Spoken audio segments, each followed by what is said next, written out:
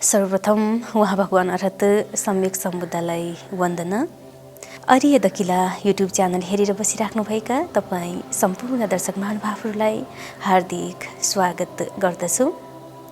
आज म तपाईहरूलाई कर्म भनेको के हो त अनि कर्मले गर्दा हामीले चाहिँ कसरी परिणामहरू दुष्परिणामहरू भोगिराख्नुपर्ने हुन्छ अथवा सुपरिणामहरू भोगिराख्नुपर्ने हुन्छ भन्ने विषयलाई लिएर कर्मकै विषयलाई लिएर चाहिँ आज तपाईहरूलाई जानकारी दिने कोसिस गर्नेछु।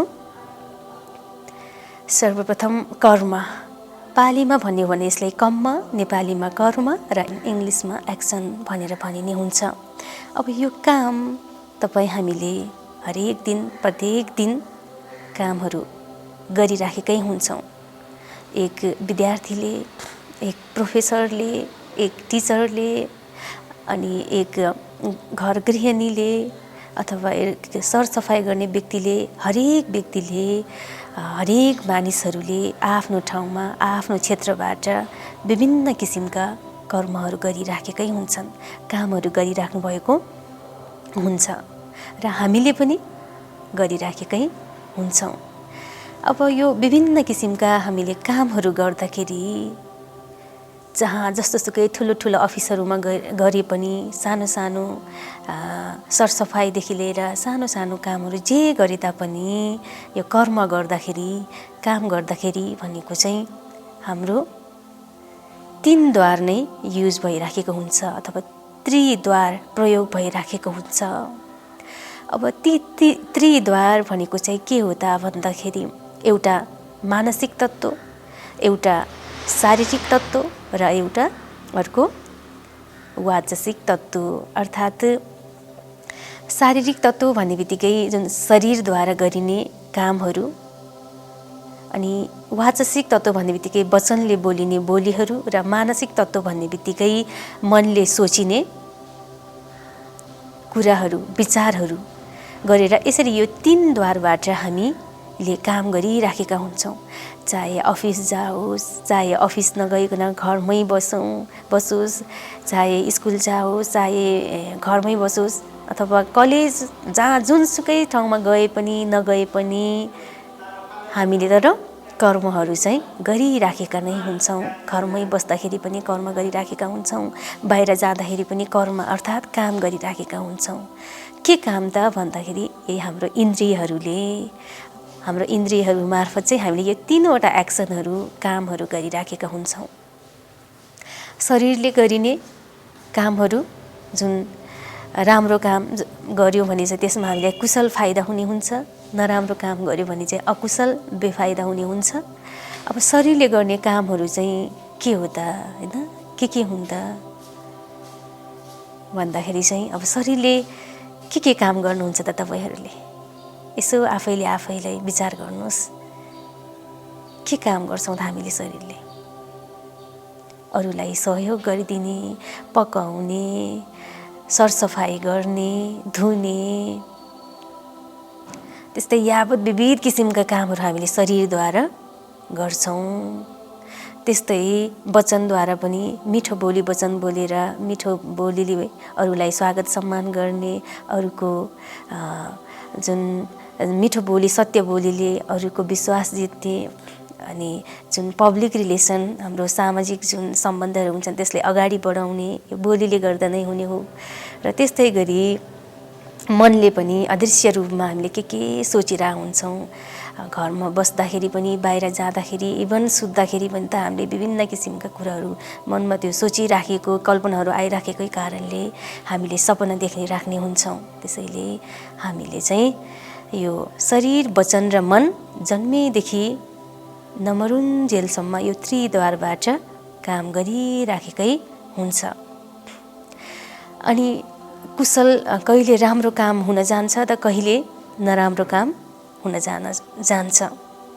राम्रो काम गर्यो भने त हाम्रो जीवनमा राम्रै फल आउने हुन्छ, तर यही त्रिद्वारबाट नराम्रो कामहरू जस्तो शरीरले गर्ने कार्यहरूमा हिंसा गर्ने, चोरी गर्ने, व्यभिचारी गर्ने, अनि त्यस्तै बोलीले चाहिँ झुटो कुरा बोल्ने, चोखली कुरा गर्ने, अर्थ न व्यर्थको कुराहरू गर्ने, अनि त्यस्तै गाली गलौज जस्ता शब्दहरू गर्ने, बोल्ने जस्ता कार्यहरू गर्दाखेरि पनि के त हाम्रो बोली वचनबाट हुने कार्यहरू चाहिँ अकुशल भइराखेको हुन्छ।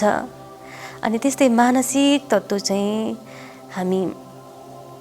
हामीले चाहिँ हरेक क्षण सोचिराखेकै हुन्छौँ। जन्मेदेखि नमरुन्जेलसम्म नै हाम्रो मनले सोच्ने भन्ने कार्यहरू गरिराखेको हुन्छ। अब कुशल सोच्छौँ अथवा राम्रो सोचिन्छ कि नराम्रो सोचिन्छ त त्यो हामीलाई थाहा नै हुँदैन।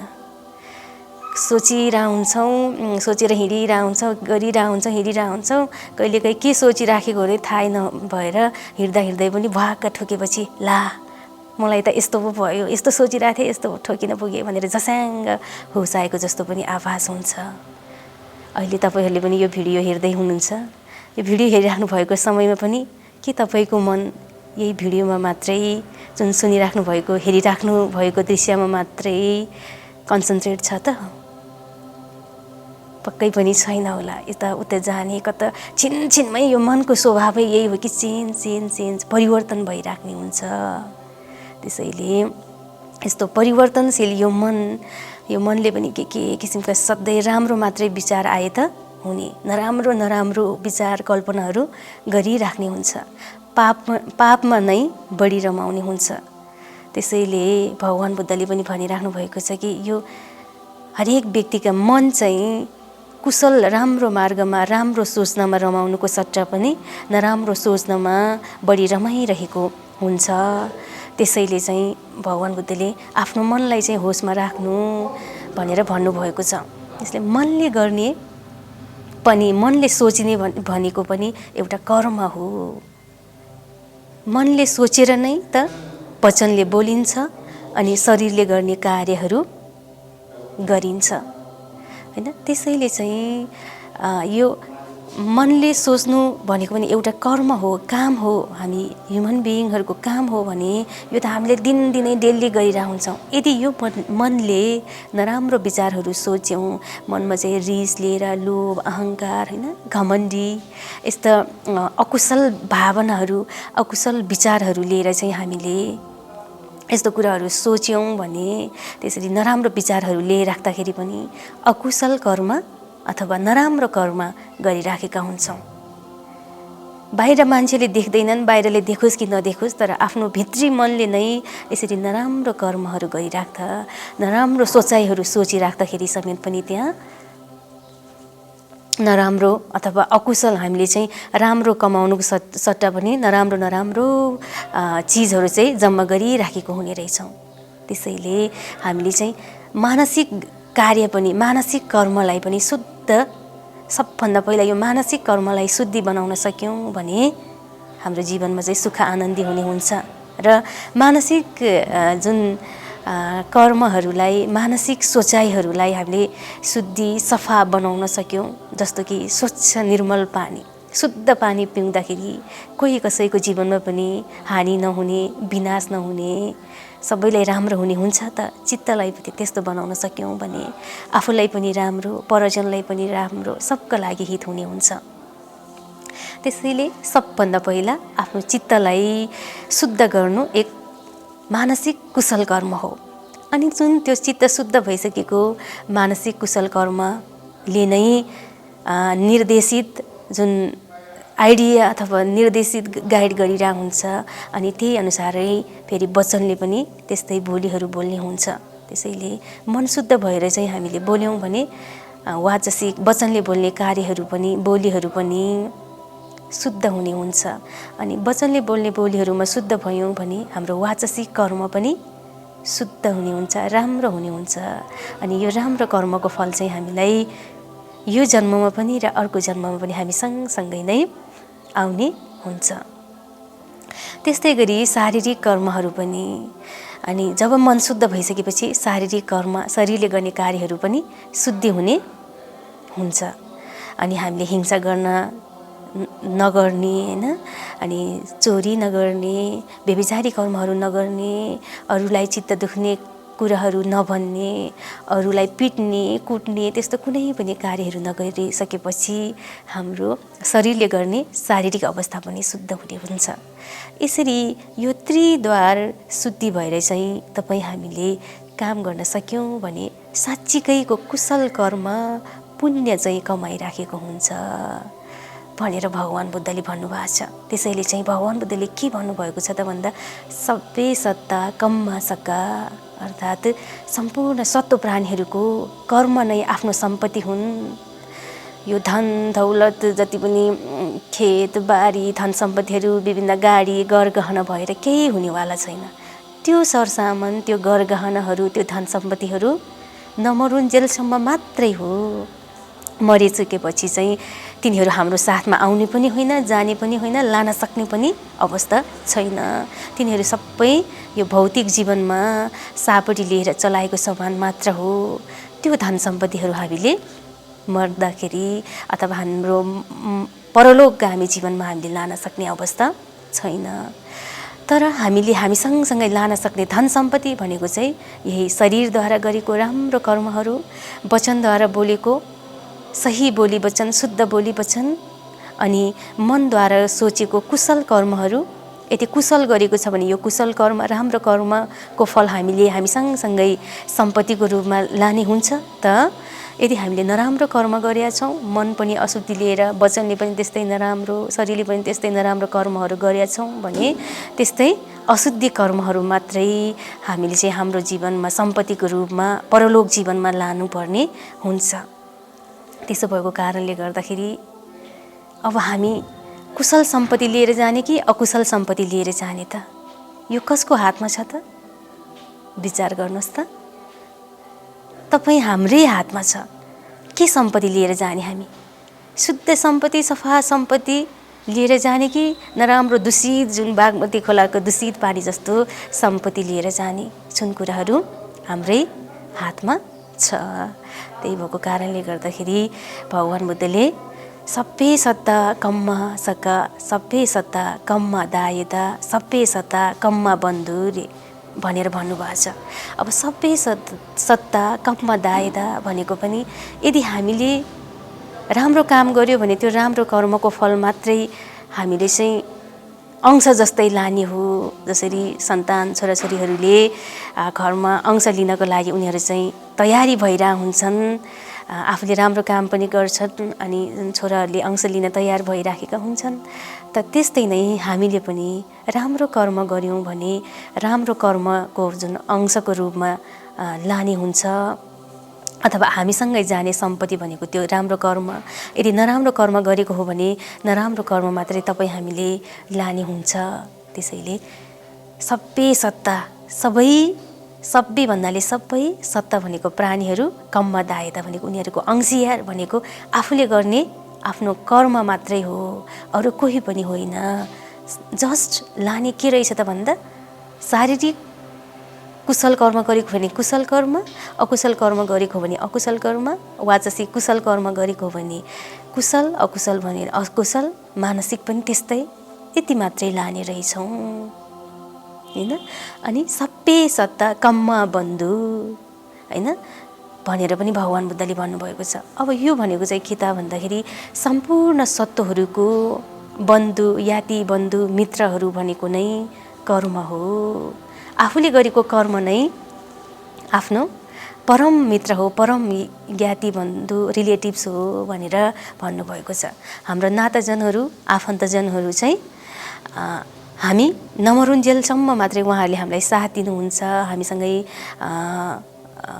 बस्नुहुन्छ। अब हामीले कोही कसैलाई माया गरेको छौँ, प्रेम गरेका छौँ, अथवा हाम्रो साथीसँगी आमा बुवा रिलेटिभ्सहरू आफन्तहरू हुनुहुन्छ, उहाँहरूप्रति हामी प्रेम गरेर बसे तापनि यही जन्मको लागि क्षणिक मात्रै हो हैन। अनि हामीले मर्ने टाइममा, मरणको अवस्थामा चाहिँ मेरो आफन्त, मेरो छोराछोरी, मेरो नाताजन भनेर पनि कसैले लान सक्ने अवस्था हुँदैन, कसैले लान सक्ने क्यापासिटी, क्षमता हामीसँग नहुने हुन्छ। जस्ट त्यो समयमा पनि हामीले लाने भनेको आफूले गरेको राम्रो कर्म गरेको हो भने राम्रो कर्मको फल, नराम्रो कर्म गरेको हो भने नराम्रो कर्मको फल मात्रै लाने हुन्छौँ। त्यसैले हामीले यो त्रिद्वारद्वारा कस्तो कर्महरू गरिरहेछौँ त त्यही नै अर्को जन्मको लागि बीज अर्थात् जुन चाहिँ बिउ हुन जान्छ। हामीले अहिले यो जन्म भोगिरहेछौँ, मनुष्य भएर हामी बसिरहेछौँ त पहिलो जन्ममै हामीले बिउ उमारेर आएका रहेछौँ र अहिले बोट बिरुवा जस्तै नै हाम्रो चाहिँ अब जीव ज्यान भइरहेछ। अनि जीव ज्यान अनुसारै अनि हामी चाहिँ यसरी बसिरहेछौँ, मनुष्य जीवन सांसारिकमा नै बसिरहेछौँ। त अहिले पनि फेरि हामीले कर्म गरिरहेछौँ, बिउ रोपिरहेछौँ। मनुष्य भएर जन्मिएर हामीले विभिन्न एक्टिभिटिज कामहरू गरिरहेका हुन्छौँ, मानसिक, शारीरिक, वाचसिक, होइन। यो कार्यहरू गरिराख्दाखेरि एक प्रकारको हामीले चाहिँ बीज रोपिरहेछौँ। कुशल बीज रोपिरहेछौँ कि अकुशल बीज रोपिरहेछौँ, तर कुशल र अकुशलमध्ये हामीले एउटा न एउटा कर्म त गरिरहेछौँ, होइन। यही कर्मले नै हाम्रो अर्को जन्म निर्धारण हुन जाने हुन्छ। मनुष्य नै भएर जन्म लिने हो कि भूत प्रेत अमनुष्य कीट पतङ्ग भएर जन्म लिने हो कि, यो सबै हाम्रो कर्मले निर्धारण गर्ने हुन्छ। त्यसैले तपाईँ अहिले के कर्म गरिराख्नु भएको छ त? मनले शुद्ध रूपमा सोचिराख्नु भएको छ? तपाईँको वचनले शुद्ध बोलिराख्नु भएको छ? शरीरले गर्ने कार्यहरू शुद्धि छ? यसमा आफैले आफैलाई विचार गर्नुहोस्, एनालाइसिस गर्नुहोस् र यसरी हामीले यो त्रिद्वारलाई शुद्धि भएर काम गर्न सक्यौँ भने हामी साँच्चीकैको शुद्ध व्यक्ति, होइन, गुड ह्युमन बिइङ, होइन, हामी रियल ह्युमन बिइङ हुन्छौँ, होइन भने चाहिँ सोकल ह्युमन बिइङ मात्रै हुने हुन्छ। त्यसो भएको कारणले गर्दाखेरि हामीले चाहिँ आफ्नो त्रिद्वारलाई अथवा शरीरले गर्ने, वचनले गर्ने, मनले गर्ने कर्महरूलाई शुद्धि गर्न सक्यौँ भने साँच्चीकैको मनुष्य जीवन चाहिँ हामीले मनुष्य जीवनको सार तत्त्व लिन सकेको हुन्छौँ। त्यस्तै गरी अब तपाईँहरूले पनि यही मनुष्य जीवनको सार तत्त्व लिनको लागि कोसिस गर्नुहोस् भन्न चाहन्छु। र भोलि यो बुद्ध जयन्ती कार्यक्रम मनाइँदैछ, जुन यो बुद्ध जयन्तीको पुनीत अवसरमा, पुनीत उपलक्ष्यमा तपाईँ सम्पूर्ण दर्शक महानुभावहरूलाई पनि हार्दिक मङ्गल मैत्रीको कामना व्यक्त गर्न चाहन्छु। तपाईँले सोचेका कामहरू, तपाईँको जुन मानसिक सोचाइहरू, शारीरिक कार्यहरू र वाचिक कार्यहरू जहिले पनि शुद्ध गर्ने मार्गमा लागिरहनु सकोस् भन्ने मङ्गल मैत्रीको शुभकामना व्यक्त गर्न चाहन्छु। तपाईँलाई यो भिडियो कस्तो लाग्छ? भिडियो मन परेमा लाइक, सेयर र सब्सक्राइब गर्न सक्नुहुनेछ। तपाईँहरू कतिजनाले त सब्सक्राइब गरिसक्नु भएको होला, तर नगर्नु भएकोहरूले पनि फेरि सब्सक्राइब गर्नुभएको छैन भने सब्सक्राइब गर्नुहोला भन्न चाहन्छु। त्यस्तै गरी तपाईँहरूले चाहिँ कस्तो भिडियोहरू सुन्न र हेर्न चाहनुहुन्छ, होइन, अनि यी भिडियोहरूमा के कमी कमजोरीहरू देख्नुभयो त्यसलाई पनि तपाईँहरूले चाहिँ सल्लाह सुझाव दिनुहोला भन्न चाहन्छु। भवतु सर्वमङ्गलम्।